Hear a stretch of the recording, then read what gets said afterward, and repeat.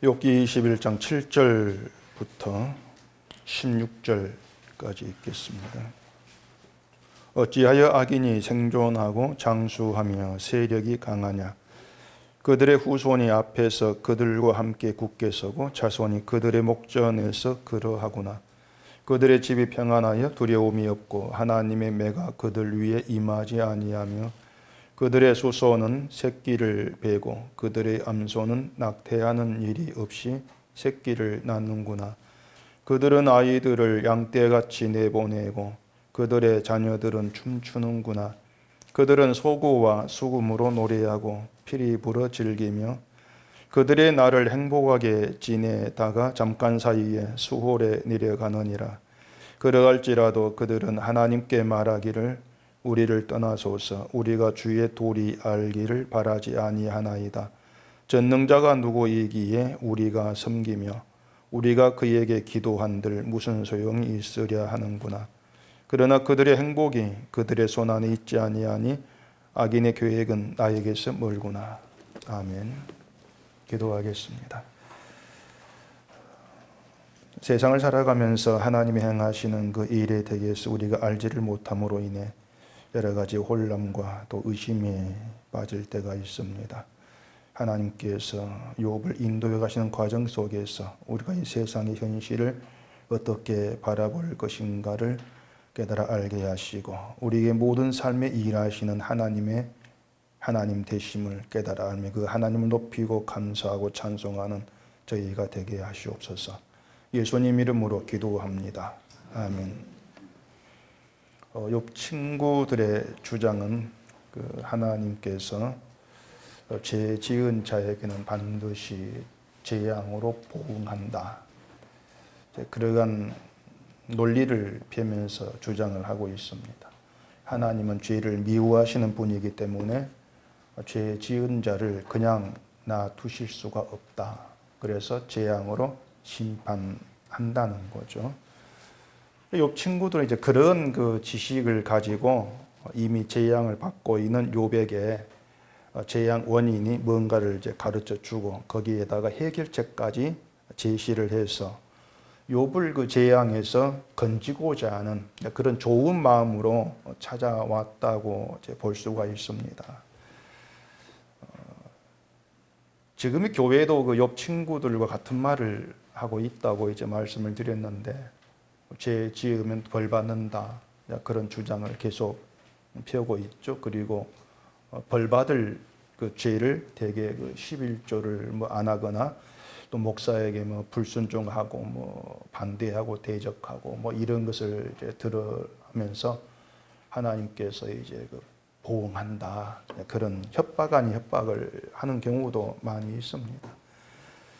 그런 말을 하면서 이제 그 말이 성경적으로 어떻게 문제가 되고 또 맞지 아니한가, 모순되는가, 틀리는가 이러한 점에 대해서는 도무지 생각들을 안 합니다. 생각들을 하지 않고 자기 유리한 이익된 말을 내뱉고 있는 거죠. 이제 그런 점에서는 욥의 친구들도 다르지가 않다고 할 수가 있는데 죄 지으면 재앙이 온다 이렇게 이제 말을 하게 되면은 다음부터는 이제 누가 죄를 지었는가 또 죄를 짓지 아니했는가 이것을 그 사람 재앙을 받았는가 받지 아니했는가 이걸로 이제 판단할 수밖에 없습니다. 근데 그것이 현실적으로 안 맞다는 얘기죠. 전혀 맞지를 않는다는 건 문제인데 세상을 보면은 이제 하나님을 알지 못해 안 믿는 사람이고 또 분명히 이제 죄악 가운데 있는 자인데 재앙은 그냥 평안하게 잘 사는 그런 사람으로 가득하지 않습니까?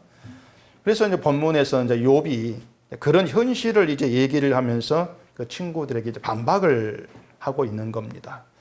욥도 이제 현실이 이렇다 하면서 그들 입을 막으려고 하는 그런 논리를 펴고 있는 것이죠. 7절부터 보십시다. 어찌하여 악인이 생존하고 장수하며 세력이 강하냐? 그들의 후손이 앞에서 그들과 함께 굳게 서고 자손이 그들의 목전에서 그러하구나. 그들의 집이 평안하여 두려움이 없고 하나님의 매가 그들 위에 임하지 아니하며 그들의 수소는 새끼를 베고 그들의 암소는 낙태하는 일이 없이 새끼를 낳는구나. 세상 현실이 이렇다. 그걸 얘기하죠. 한마디로 악인의 형통, 악인의 번성, 그걸 말하는 겁니다. 봐라, 악인도 이렇게 잘 살고 있고 심지어 악인의 그 집에 있는 짐승도 이렇게 번성하지 않았는가, 그런 얘기를 하는 것이죠. 근데 만약에 정말로 하나님께서 죄 지은 사람에게 재앙을 내린다면은 세상이 어떻겠습니까? 죄 지은 사람에게 즉시 하나님이 재앙을 내린다면 아마 세상이 좀 달라지지 아니할까 하는 생각도 해볼 수가 있습니다. 죄 지을 때마다 재앙을 받는다면 누가 죄 지으려고 하겠어요?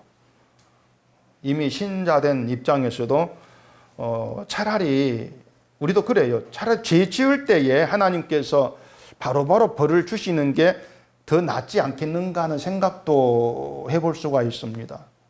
여러분 안 그렇습니까? 왜냐하면요, 죄 짓고 벌 받고 또 내가 죄 짓고 또 벌 받고 이런 것을 통해서 야, 하나님이 살아계시는구나, 그걸 확인할 수 있지 않겠습니까?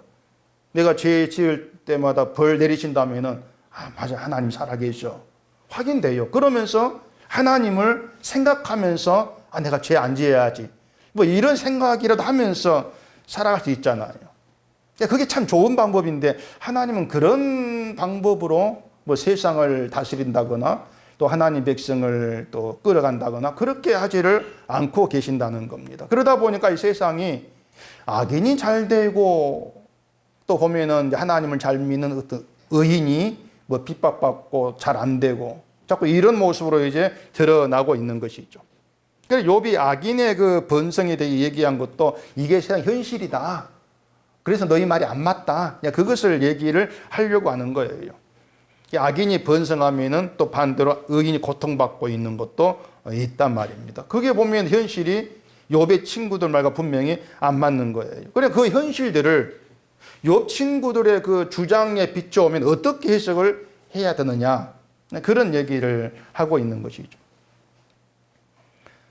근데 우리가 그 현실을 해석하기에 가장 편한 건 욥 친구들의 그 주장입니다. 세상 그렇게 오면 가장 편해요. 인과응보, 그 방식으로 해석하는 게 가장 간단하고 편하게 되는 것이죠. 하나님이 죄 지은 사람에게 재앙 내린다. 선을 행하면 복을 내리신다. 간단하지 않습니까? 그렇게 이제 우리가 얘기하면은 결국 눈에 보인 대로 잘 사는 사람 복 받고 못 사는 사람 벌 받고, 또 그렇게 하면은 간단한 거예요. 그게 가장 편한 것인데, 근데 이제 우리가 살고 있는 현실이 그런 해석이 안 먹힌다, 그런 얘기입니다. 왜냐하면 하나님은 인과응보란 방식으로 일하시지를 아니한다는 것이죠.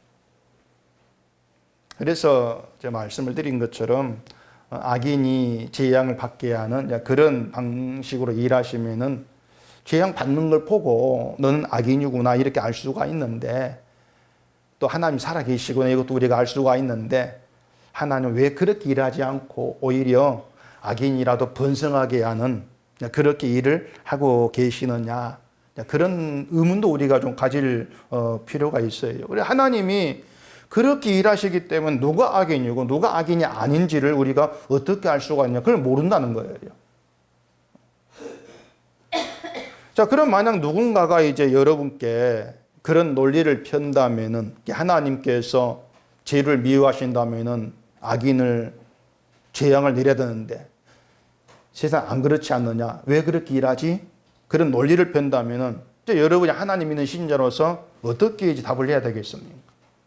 그런 물음을 받았을 때. 사실 그 여러분들이 이제 이런 그 부분에 대해서도 좀 생각들을 갖고 계셔야 돼요, 사실은요. 연세가 많은 분들이야 뭐 좀 힘들다고 생각하기 힘들겠지만, 그래도 좀 내가 젊다고 생각되는 분들이나 또 성경을 좀 오래 봤다고 하시는 분들은 뭔가 좀 자기 생각, 이 정리가 좀 되었어야 합니다. 제가 설교하면서 인간이 하나님을 잘못 알고 있다는 말을 계속 드렸는데, 그게 그 사실인데 저 역시도 다르지가 않았어요. 뭐 저라고 해서 처음부터 뭐 하나님에 대해서 뭐 성경과 일치된 제대로 아는 그런 생각을 갖고 있던 것은 아닙니다. 저도 교회를 이제 다니면서 신앙생활 잘하면은 복 받는다 설교를 계속 들어왔어요. 저도 청년 때에 그런 설교를 들었고 그게 진짜인 줄 알았죠. 특히 저는 처음부터 재건교회를 이제 다녔는데 하나님은 재건교회를 특별히 사랑한다는 말을 귀에 못이 박히도록 들었습니다. 그렇게 교회를 다니고 이제 설교를 들으면서 하나님은 그래 재건교회는 신사참배 안 했으니까 다른 교회보다 사랑하겠지 그렇게 믿었죠. 그 지식을 갖고 제가 전도사로 이제 시작을 했는데 전도사로 나오기 전에는 제가 순천에서 교회 한 교회만 다니면서 하나님은 재건교회를 사랑한다 막연하게 생각하고 있다가 전도사 나오면서 여러 재건교회를 제가 보게 되었거든요. 근데 제가 처음 시무한 그 거제도 섬의 교회나 또 다른 교회들을 보면 다 작고 가난해요. 이 그 재건교회가 뭐 시골이니까 가난한 건 당연히 생각할 수 있는데 도시에 있는 교회들도 보면 다 작고 가난해요. 재건교회가 하나님이 사랑하는 교회가 교회도 작고 가난하고 교인들도 뭐 잘 사는 것도 아니고 자 그런 교회에서 제가 들어왔던 대로 하나님은 신앙생활 잘하면은 복 주신다 이런 말을 할 수가 없는 거예요. 그게 아닌데 이상하게 현실이 하나님이 복 준다는 것과 맞지 않다는 생각이 저 머리에서 사라지지가 않습니다. 안 맞는데 그래서 성경도 아무것도 모르는 전도사 때부터 이 복 준다는 하나님이 의심해 갔어요. 저건 좀 이상한 하나님이다. 그러면서 제가 알고 있던 하나님에 대한 생각이 뭔가 이제 금이 가는 겁니다. 균일이 생긴 것이죠. 그때부터 제가 성경 보고 공부하고 생각하면서 조금 힘들어지는 겁니다. 많이 힘들었어요. 제가 알고 있는 하나님과 안 맞는데 당시엔 답을 몰랐죠. 그 하나님을 어떻게 알아야 될지. 신학교를 다니면서 동기들하고 이제 그런 얘기를 하면은 제가 이상해졌다는 말을 이제 듣게 되고 혹시나 자유주의 신학에 빠진 게 아니냐 이런 충고도 이제 듣기도 했습니다. 그렇기 때문에 그 목사님들한테도 쉽게 질문을 못 했어요. 제가 신학교 다닐 때에는 학제라는 게 없었습니다. 학년이 되고 학점 따면 졸업되는 그런 체제가 아니어서 이상한 신학교였거든요. 그때는 이제 교수 목사님들이 사정을 해요. 사정을 해가지고 이놈이 목사할 만하다. 생각 때문에는 졸업시키는 거예요. 학점은 아무 필요가 없습니다. 그래 보통 공부를 7년 넘게 했습니다. 저도 7년 넘게 공부한 기억이 나는데 납작한 게 절대 아니에요. 그렇기 때문에 그 목사님들 눈치를 봐야 돼요. 그래서 눈치를 이제 봐야 되는데 눈밖에나 질문하면 안 되지 않습니까? 좀 이상해 그럼 졸업 안 시킬 거니까. 결국 방법은 꾹 참고 혼자 이제 공부하면 세계를 가는 겁니다. 혼자서만. 그러다가 생각이 통하는 분들을 알게 되고 이제 그분들하고 모여가지고 공부 모임도 만들고 하면서 많이 도움이 되면서 서로 같이 공유하고 이렇게 이제 알아갔죠. 그래서 하나님에 대한 그 자기 생각이 있어야 하는 이유가 이제 그런 거예요. 내 생각이 있어야만 그게 틀렸든 어떻든 간에 내 생각이 있어야만이 성경을 들으면서 내가 알았던 하나님이 아니구나 하는 부딪히는 겁니다. 그 부딪힘이 있어야 돼요. 부딪히게 되어지면서 그 생각이 이제 고쳐가는 과정이 반드시 필요합니다. 그게 있어야 돼요. 생각이 고쳐진다는 것도 쉽게 되는 일이 아니에요. 자기와의 엄청난 갈등이고 내가 또 파고들여야 되고 계속 생각해야 되고 그런 거죠. 설교 과연 맞는가 고민하고 또 고민하면서 그렇게 해서 조금씩 알아가게 되어지는 것이죠. 그렇게 해서 하나님에 대한 걸 알게 되어지면은 그게 자기에게 정리가 되는 거예요. 정리가 되어지면서 다른 누군가에게도 하나님을 얘기할 수가 있는, 그렇게 되어지는 것이죠. 이걸 들으면서 난 목사 아닌데 뭐 이런 생각도 해도 모르겠지만 욥의 말처럼 그 하나님은 악인이라고 해서 제약을 내리고 그렇게 일하지를 않습니다. 그게 현실인데 그 현실을 우리가 어떻게 봐야 하는 것이죠. 어떻게 보고 어떻게 해석을 해야 되느냐. 지금 똑같이 같은 현실인데 그런 문제가 있는 거예요. 근데 욥이 중요한 얘기를 합니다. 12절 보십시다. 그들은 소고와 수금으로 노래하고 피리 불어 즐기며 그들의 날을 행복하게 지내다가 잠깐 사이에 수월에 내려가느니라. 수월에 내려간다. 죽는다. 그 뜻이에요. 죽는다. 그러니까 악인이 아무리 형통하고 춤추고 정말 즐겁게 살 정도로 행복하게 살았다 할지라도, 행복했다 할지라도 잠깐 사이에 수월에 내려가는 운명이다. 그 얘기를 욥이 하고 있는 것이죠. 그러니까 수월에 내려간다. 그것이 악인의 형통에 대한 욥이 갖고 있는 답이었어요. 하나님 악인을 왜 이렇게 번성 잘 되게 합니까? 그래 뭐 어쩌라고? 그거예요. 그런다고 악인이 안 죽냐? 그 논리를 펴고 있는 것입니다. 악인이 번성해. 그래 맞아 번성했어. 그러나 걔가 안 죽냐? 그거예요. 그러니까 이게 우리가 이제 죽음이라고 하는 거, 죽는다고 하는 것이 우리가 인생에 대한 답이고 이제 품고 있어 하나 문제가 되는 것인데 인간을 죽지 않아. 죽어. 이것이 그 악인이 형통하고 의인이 핍박을 받는 그런 문제와 궁금증이 하나 욥은 답으로 지금 그렇게 제시를 하고 있는 것이죠. 하나님은 자기 백성에게 잠깐 동안에 즐거움을 주는 것이 아니고 죽음을 통해서 하나님은 달리 주시는 게 있다. 그건데 욥은 그걸 아직 보지를 않고 있는 거예요. 우리는 그걸 봐야 되고요. 또 근데 14절 한번 보실 거예요. 그러갈지라도 그들은 하나님께 말하기를 우리를 떠나소서 우리가 주의 도리 알기를 바라지 아니하나이다. 전능자가 누구이기에 우리가 섬기며 우리가 그에게 기도한들 무슨 소용이 있으랴 하는구나. 악인은 자기들의 번성과 즐거움 뒤에 누가 계신가를 이제 모른다는 것이죠. 자기가 잘해서 누리는 것으로 착각을 한다. 그래 그들은 번성했지만 전능자를 안 믿어. 그 얘기를 하고 있는 것이죠. 그러니까 결국은 욥은 악인이 번성하긴 해. 번성하긴데 결국 죽잖아. 죽는데 전능자를 모른 자로 죽어. 그 논리가 되고 있는 거예요.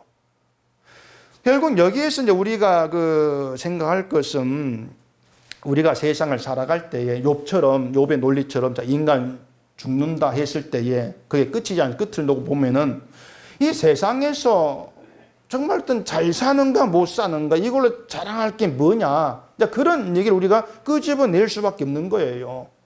끝에 가면 죽는 건데 죽는데 그럼 인간이 세상에서 나 잘 살았어 못 살았어 그게 무슨 의미가 있을까? 그 생각을 우리가 분명히 해볼 필요가 있는 거죠. 욥이 또 이걸 이렇게 얘기합니다. 23절 보시면은 어떤 사람은 죽도록 기운이 충실하여 안전하여 평안하고 그의 그릇에는 젖이 가득하며 그의 골수는 윤택하고 어떤 사람은 마음의 고통을 품고 죽음을 행복을 맛보지 못하노다. 이 둘이 매 한 가지로 흙 속에 눕고 그들 위에 구더기가 덮이는구나.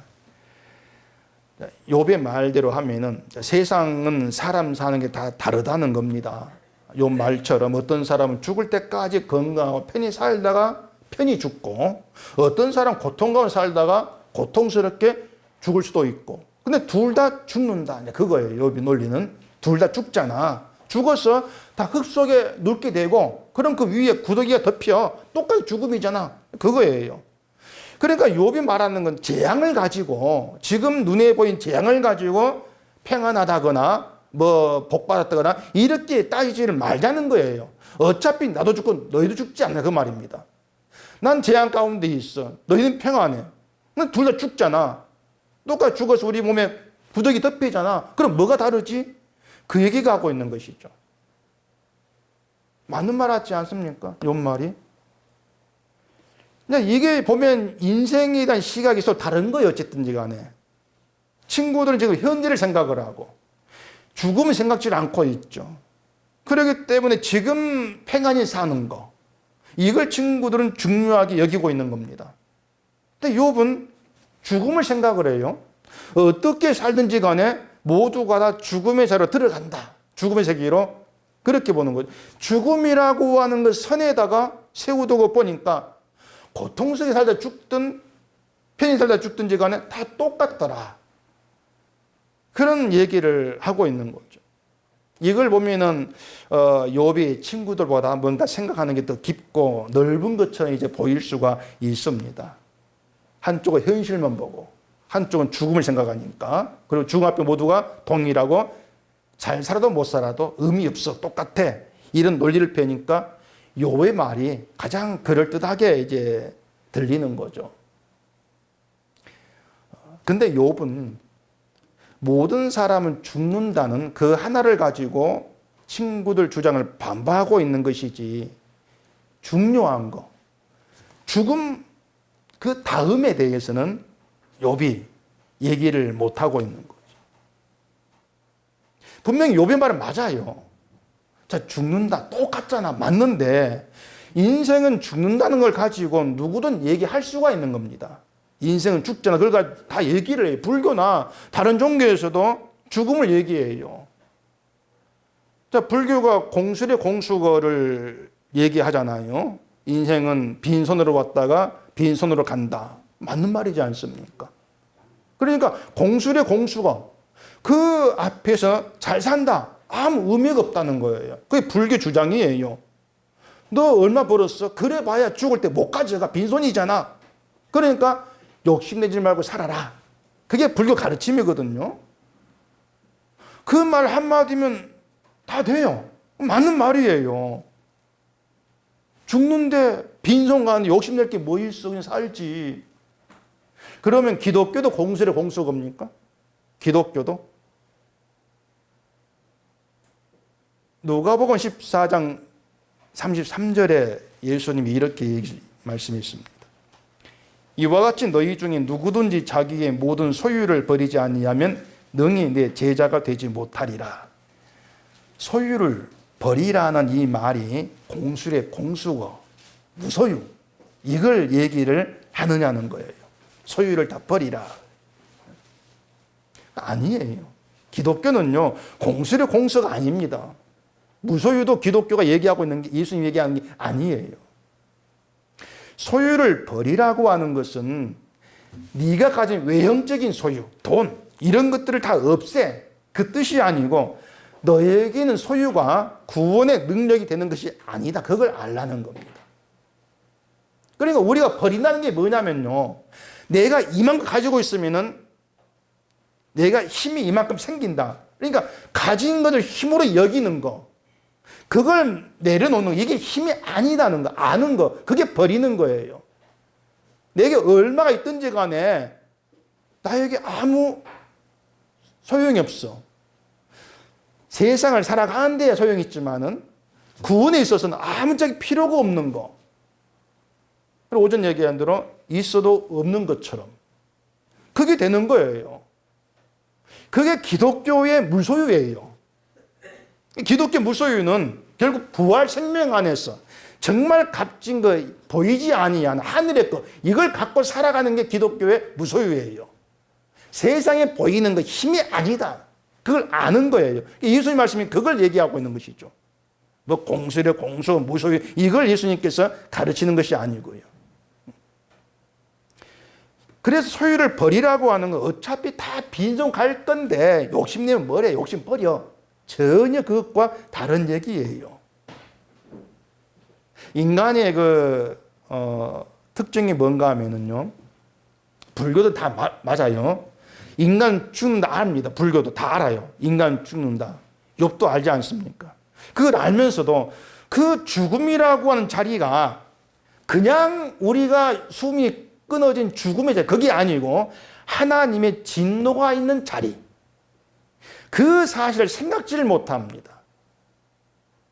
불교 그렇잖아요. 인간은 죽어. 그냥 죽는 것이지. 그 죽음이란 세계가 하나님의 진노가 있는 세계 이렇게 안 보지 않습니까? 죄의 세계를 안 보거든요. 욥이 죽음을 얘기하지만은 그 죽음의 세계가 진노의 세계다. 그걸 욥은 모르고 있다. 그렇게 볼 수가 있는 거예요. 죽음을 얘기하지만 욥은 다만 죽으면 다 같다. 이런 차원에서 죽음 바라보는 거. 보면은 불교가 말한 공술의 공수거 뭐 이런 수준의 말을 하고 있는 것으로 이렇게 이제 얘기할 수가 있죠. 근데 신자는 달라요. 신자는요, 모든 것을 예수 그리스도의 십자가 안에서 해석을 해야 됩니다. 모든 게. 그걸 여러분 하나의 원칙으로 딱 세워놓으세요. 세상을 보던 모든 것을 예수님의 십자가 안에서 해석을 해야 된다. 십자가 안에서 해석을 하게 되면 모든 게 달라지게 되어 있습니다.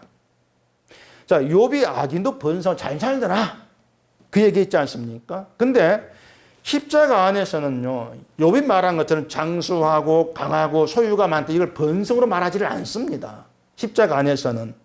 십자가 안에서는요, 그 사람이 강하든 뭐 얼마가 있든 상관없이 모든 인간은 저주 아래 있는 자일 뿐이에요. 번성한 게 아니에요.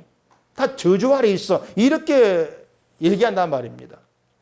십자가 세상을 그렇게 판단한다면 십자가를 믿는 신자 또한 세상을 그렇게 봐야 돼요. 아무리 뭐 재벌이라 할지라도 그걸 번성으로 우리는 야, 저 사람 참 번성했어. 그렇게 볼 수가 없다는 얘기예요. 오전 말씀드린 것처럼 십자가 안에서는요, 세상에서 정말 저게 나에게 중요해 이렇게 얘기할 수 있는 것이 없습니다. 여러분께도 목사인 저에게도 중요한 것은 예수 그리스도고 복음이에요. 그것만 중요해요. 왜? 그게 우리 구원의 능력이니까. 그리스도가 전파되고 복음이 증거되는 게 가장 중요하다. 여기에 초점을 두셔야 한단 말입니다. 예수 그리스도가 전파되는 거. 복음이 증거되는 거. 이게 내 인생에 중요한 거야. 그래서 소유를 버리라. 이 예수님 말씀에도 교회를 버리라. 이 의미도 담겨 있는 거예요. 교회를 버리라. 돈만 버리는 것이 아니에요. 내가 소유를 삼고 있는 모든 것을 버리라고 하는 거죠. 교회도 버리라고 하는 것은요, 교회를 모이지 마라, 뭐 은속교 해체해라 이런 말이 아니고 목사에게 내 교회라고 하는 것은 없다는 걸 알라는 거예요. 내 교회라는 건 없다. 교회를 키워서 그걸 내 힘으로 삼고 자랑으로 삼고자 하는 것을 버리라. 그런 의미가 또 되어지는 거죠. 요즘 교회가 큰 교회들 막 시끄럽지 않습니까? 교회를 제가 볼 때는 그래, 교회를 자기의 어떤 소유로 보고 있는 거죠. 내 교회로 보고 있기 때문에 그런 엄청난 사건이 터지고 뭐 해도 버티고 있고 그런 거 아니겠습니까? 이런 걸 우리가 따져보면은 그리고 지금의 교회가 얘기하고 있는 십자가 믿음은 다 엉터리입니다. 엉터리고 믿음이 모두가 다 외형적이 되어버렸어요. 믿음을 외형적인 것으로 판단하기 때문에 믿음의 결과나 어떤 열매라는 것도 외형적인 것으로 자꾸 판단해버리려고 하죠. 그러다 보니까 이 일이 잘 되면은 믿음 생활 잘한 것이고 복 받은 것이고 안 되면 내가 믿음을 못해서 어떤 하나님께서 뭐 벌 준 것이 이렇게 분리해 버리는 거죠. 그게 욥 친구와 판박이 되는 것이 그게 신앙이 아니라는 겁니다. 이런 내용들이 여러분께 좀 정리가 돼 있으면 좋겠다는 거죠. 그럴 때 하나님이 안 계신 것처럼 보이는 세상 일에서도 하나님이 일하심이 이런 겁니다. 그렇게 얘기할 수가 있을 거란 얘기입니다. 근데 욥 친구들이 욥의 재앙을 죄 때문이라 이렇게 얘기하고 있는데 죄 지으면 재앙 받는다 그 뜻이죠. 제가 그 말이 성경과 안 맞다고 말씀을 드렸는데 사실 구약에서는 죄 지으면 재앙을 받는다고 얘기를 합니다. 구약에서는 그렇게 얘기를 하고 있어요.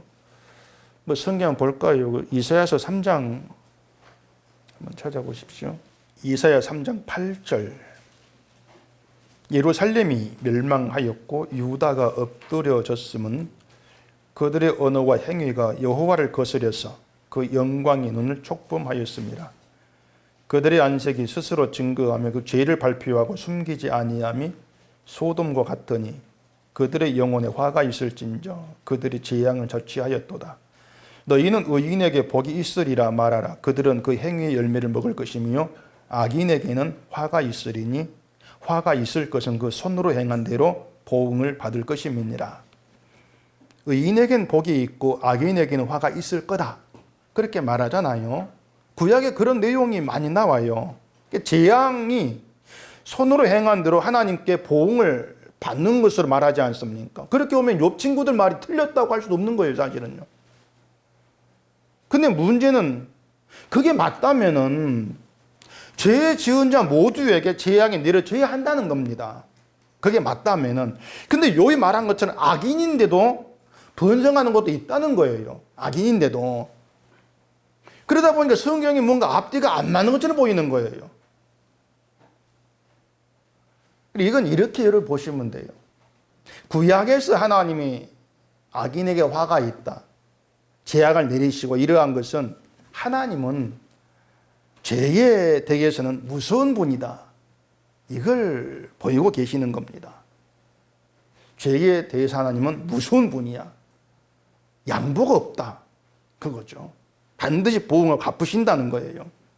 근데 우리는 죄를 늘 가볍게 여기기 때문에 하나님이 무서운 분 생각 안 해요. 근데 실제로 하나님 죄에 대해서는 엄청난 무서운 분입니다.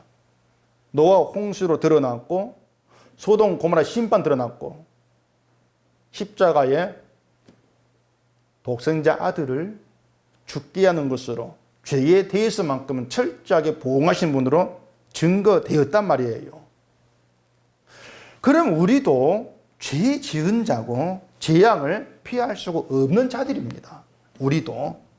그게 인간이다. 그걸 생각을 하면은요, 인간의 끝이라고 하는 걸 욥처럼 죽는다, 이렇게만 얘기할 수가 없는 거예요. 그걸 여러분이 잘 생각하셔야 돼요.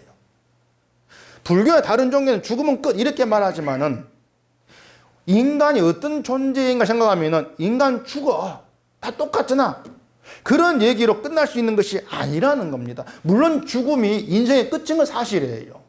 사실인데 그냥 죽는 것이 아니고 죄 아래에 있는 심판의 존재로 죽는다는 겁니다. 그냥 죽는 게 아니에요. 죄 아래에 있는 심판의 존재로 죽어요. 그래서 그 심판의 존재로 죽는 죽음 안에서 뭐 번성, 형통 이런 것이 아무 의미가 없어진다는 겁니다. 죽으면 빈손이 된다고 해서 번성이 의미 없는 것이 아니고 심판의 존재로 죽는다. 심판, 저주로. 이게 모든 걸 의미 없게 만들어버려요. 그래서 신자가 십자가 안에서 인간의 끝을 보는 것하고 세상의 십자가 밖에서 인간의 끝을 보는 것 차원이 다릅니다. 인간은 죽는다. 세상은 그게 전부예요. 죽고 빈손 낸다. 굳이 옥신에게 살 것 있나? 이게 전부죠. 근데 십자가 안에서는요, 저주받은 존재, 저주 아래에서 죽는다, 그렇게 되어지는 거예요. 그렇게 죽음을 나눠서 보셔야 한단 말입니다. 때문에 십자가 안에서 예수 그리스도의 그 피 흘리심 안에서 우리를 생각하게 되어지면은 죽는다는 게 끝이 아니고 시작이 돼요. 어떤 시작인가 하면은 예수님의 다 이루심, 그 이루심을 믿고 예수님으로 완성된 그 나라를 소망하는 자로 살아가는 시작이에요. 그렇게 예수 안에서 예수님이 이루심, 완성, 이걸 믿게 되어지면은 세상에서 누가 번성했느냐? 그걸 번성으로 평가를 안 하게 돼요. 제가 이런 말씀을 드리면서 한편으로 참 죄송한 마음이 좀 있습니다. 한 이만큼 좀 있어요. 어떤 죄송인가 하면은 또 내일부터 세상에서 또 바쁘게 또 살아가실 것인데 이 세상 일하는 거, 돈 버는 일에 전혀 쓸모없는 말을 하고 있거든요, 지금. 세상 살아가고 돈 벌면서 다 잊어버릴 내용들이에요. 지금 제가 말씀드린 것은. 그걸 제가 이제 말씀을 드리고 있는 게 이만큼, 죄송하다는 겁니다. 이만큼이 아니, 이만큼 그냥. 그래도 제가 이렇게 말씀드리면서 제가 바라는 건 뭐냐면요. 내일 잊어먹더라도 좀 지금 이 시간만이라도 여러분들이 십자가를 생각을 하게 되고 예수님의 이루심, 좀 그걸 생각하는 시간이 되었으면 좋겠다는 게 또 제 바람이에요. 그 바람은 이만큼 큽니다. 돌아가면서 잊어버린다 할지라도 지금은 십자가를 생각하면서 예수님이 이런 것이 우리가 예수를 믿는 믿음 안에 있는 게 이런 거구나 하는 것을 조금이라도 안다면은 저로서 감사할 일이죠. 한 주간 살아가면서 말씀을 생각하는 성령 하실 일이니까 성령께 맡기면 되는 것이고, 구약에서 그 죄 지은 자에 대해서는 재앙을 실행한다 그랬습니다. 그것은 모든 인간이 재앙을 받아도 당연한 존재, 그 의미가 되는 거예요. 신약은 뭔가 하면은요, 재앙이 당연한 인간이 어떻게 그 재앙에서 벗어났지, 이걸 얘기하고 있는 거예요. 구약과 신약이 그런 좀 차이가 있어요. 다시 얘기할게요. 구약에서 죄 지은 자는 재앙을 내린다. 또 재앙을 받지 않습니까? 이스라엘 망하고. 그것은 하나님은 죄에 대해서 이렇게 철저하고 무서운 분이고, 그렇다 모든 인간은 그 하나님의 보응 아래에서 재앙을 받았어야 될 존재. 그렇게 구약되는 거예요. 거기 신약에 넘어오면은 근데 어떻게 인간이 재앙에서 벗어났지? 그 얘기를 하고 있는 거예요. 그게 구약과 신약이에요.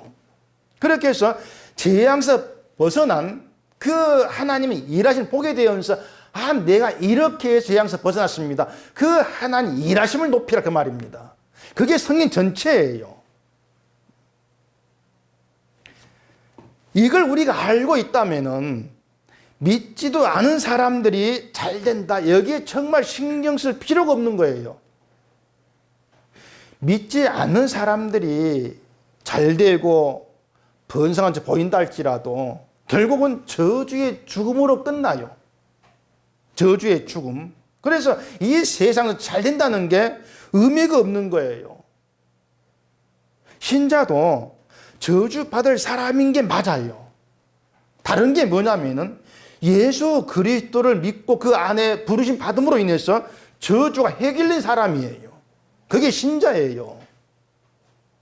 신자 아닌 사람이나 신자는 끝은 죽음이에요. 죽음인데 신자는 예수 안에서 저주가 해결된 사람으로 죽어요. 죽음이 다르다는 얘기입니다.